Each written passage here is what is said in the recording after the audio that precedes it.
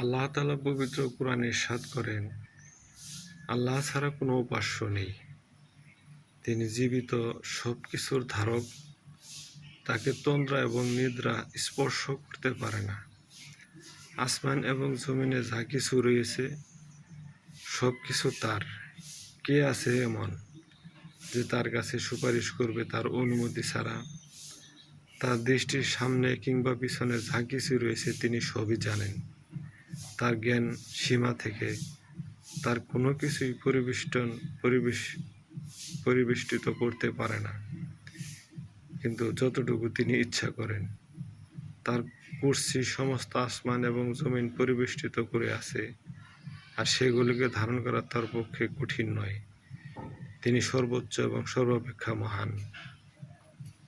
সূরা বাকারা আয়াত নম্বর 255।